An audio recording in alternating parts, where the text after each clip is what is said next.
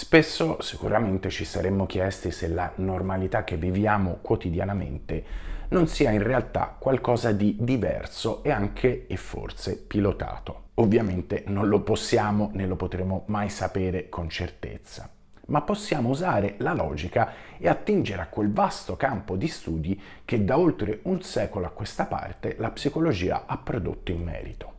A tale riguardo è tornata, soprattutto nel periodo recente di emergenza sanitaria, molto in auge la cosiddetta teoria della finestra di Overton. Una teoria, o forse meglio dire una vera e propria strategia, proposta e teorizzata dal sociologo americano Joseph P. Overton.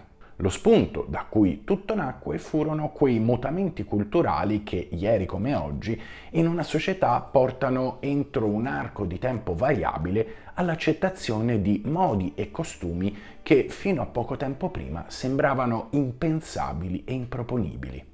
Questa finestra mentale, come è stata chiamata, si allarga nel tempo, portando quindi all'accettazione di realtà sovente e precedentemente ritenute inaccettabili.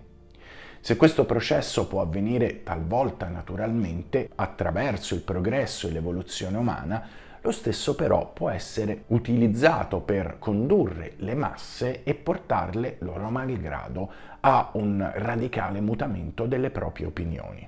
Lo stesso processo può portare, secondo Overton, a far accettare l'introduzione e la successiva legalizzazione di quasi qualsiasi idea o fatto sociale ritenuto, come dicevamo precedentemente, inaccettabile.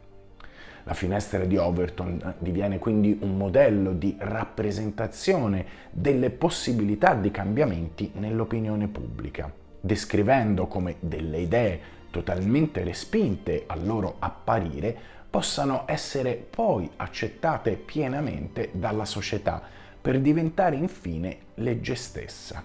La cosa più inquietante è che queste idee, sottolineava lo stesso Overton, nascono spesso in un gruppo ristretto e a vantaggio di solo pochi individui, con danni però che si propagano in tutti gli altri attori, esclusi ovviamente quelli del gruppo di origine. Il sociologo espresse il suo lavoro in 6 punti cardine, che costituiscono ancora oggi delle tappe obbligate attraverso cui poter portare l'accettazione di certe idee tra la gente comune. Vediamo insieme questi punti.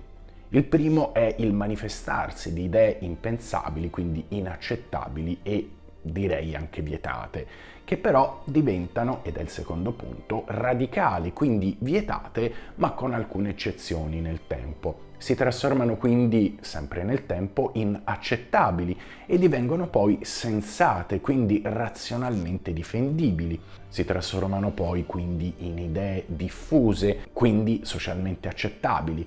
Infine sono legalizzate, cioè introdotte a pieno titolo nella cultura di massa. Il concetto alla base di questo procedimento è capire in quale finestra si trovi un'idea e quindi portarla progressivamente verso la tappa successiva, in una serie di step condizionati e ovviamente condizionanti.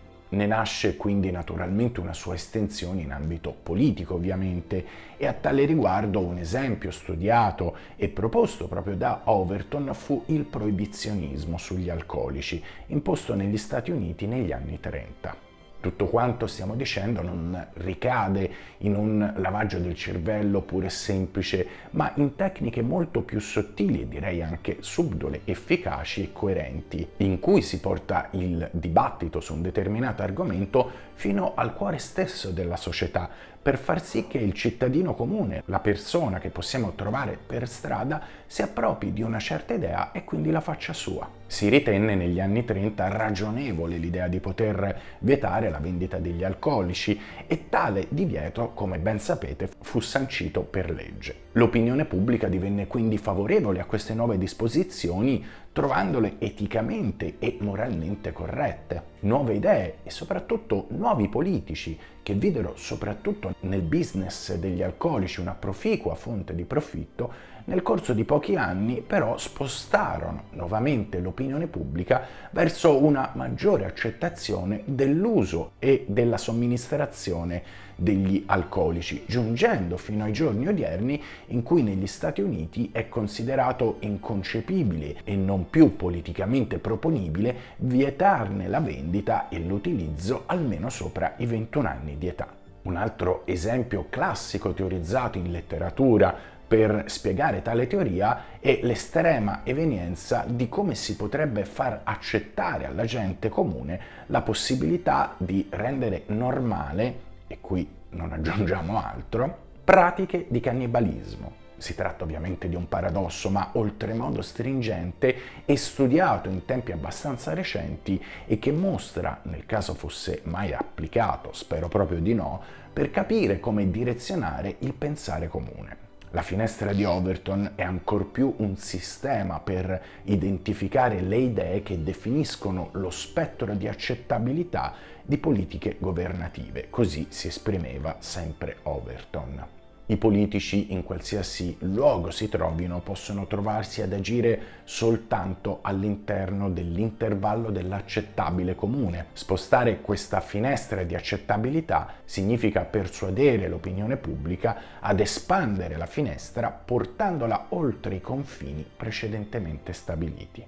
La sostanza di questo modello manipolativo consiste nella divisione di uno spostamento desiderato delle opinioni in alcuni step, ciascuno dei quali sposta l'accettazione dell'idea di una fase di una norma universalmente accettabile verso il suo margine. Ciò causa il successivo spostamento della finestra, così che la posizione raggiunta si trova di nuovo al centro, il che dona ovviamente la possibilità di compiere un ulteriore passo verso la fase successiva. Il punto più preoccupante e direi anche pericoloso di questo tipo di realtà è rappresentato dal fatto che questo slittamento del sentire comune avviene quasi sempre in modo del tutto inconsapevole e indolore. Vorrei concludere questo video ricordando come solo la piena consapevolezza delle proprie idee, nonché ovviamente il libero arbitrio, ci rendono consapevoli del mondo in cui viviamo e delle scelte che facciamo.